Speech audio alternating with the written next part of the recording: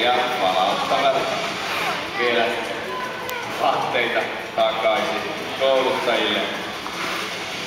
Delfiiltä löytyy pyydystöstä voimaa, siksi on ehkä vaikea uskoa, että seuraavaksi nähdään esteenyritys. Vaikka se on korkea, niin esteenyritys se on delfiilille vaativaa.